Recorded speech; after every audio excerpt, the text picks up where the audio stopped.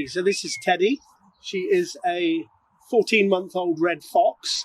And Teddy came to us because, unfortunately, she was found as an abandoned, very sick little runt of a cub that had been left behind by her parents. And she was taken then and reared in somebody's home, which probably sounds like a great idea, but unfortunately, that meant that she can't be released because she's way, way too tame.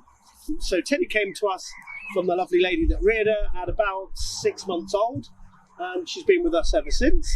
So we've just finished building a big, large new enclosure with a big house for Teddy, and also for any other possible foxes that may well come along in the future.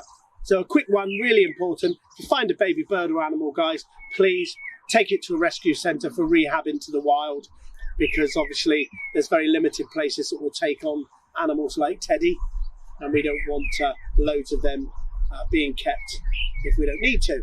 Teddy's routine of the day is you come in first thing in the morning, she goes absolutely nuts, screaming, wagging her tail, and normally pees all over the floor with excitement.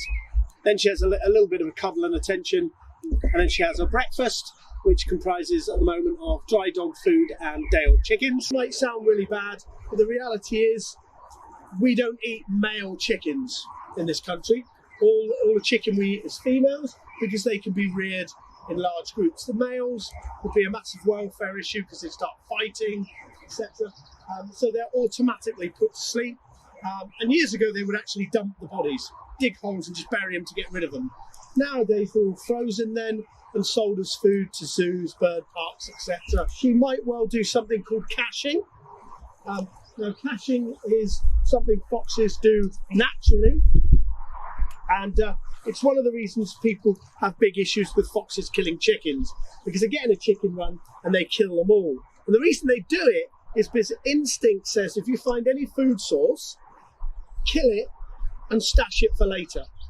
When you think of it, it's exactly the same as you or me filling our fridge when we go to Tesco's. And unfortunately, that brings them into conflict with humans. The reality is, it's not the fox's fault. It's doing natural behaviour. Yeah, it's our duty, if you like, to keep our chickens safe. And I would go as far as say, well, that's by fencing them properly, your chickens, so the fox can't get in, not shooting every fox that comes into your area. Because if you shoot one fox, another one's going to move in.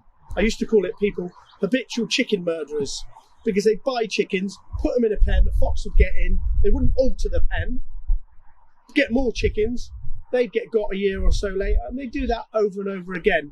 And you've got to ask yourself then, who's being cruel? The fox for doing what it needs to do to survive, or us putting chickens in that situation? She'll eat the heads first, then if she's still hungry, she'll eat the bodies. If not, she'll cache the bodies later on. And they've got a lovely way that they do it, where they dig a little hole, push the food in, and then they push the soil back over with their nose, and then they literally pat it down with the nose. And then throughout the day, we'll be backwards and forwards, cleaning out the house, cleaning out the run, doing our water, and also bringing people, if they have booked, to come in and meet Teddy, so we can talk to them about foxes and about issues with foxes, to try and get people to understand that they're not the villains they've been made out to be in the past. So she might meet several people one day. More people she meets, the better, basically, because it's just great interaction for her. We don't go to her, we come in the enclosure, we sit on the log like this, and Teddy comes over. But we built this big new enclosure for her, so she's got lots of space to run about, and she does quite a bit of that during the day. And then she gets her evening food, which is normally rabbit, which she has to have fur and bone as well as part of her diet. But she's a lovely animal to work with. We call her our time waster, because if you're not careful, a member of staff goes in to feed her and disappears for 30 minutes because Teddy demands attention. So she does get lots of attention from the staff here at the sanctuary, and also from the public, because she is a wonderful little animal, aren't you? And as you can see, she's very friendly. But don't think of them as pets, please. Yeah, they're not the sort of thing you're going to want in your house. They belong in the wild. So I've been keeping foxes for 20 years. I've never bred a fox in my life. I would never let them breed, because if we breed them, we're just taking up spaces that rescued foxes that can't be released could have. Give me my hat back. And she's gone. Off with that. Teddy, that's mine. She's not a very good retriever. She steals stuff and plays with it and chews holes in it, but she doesn't bring it back.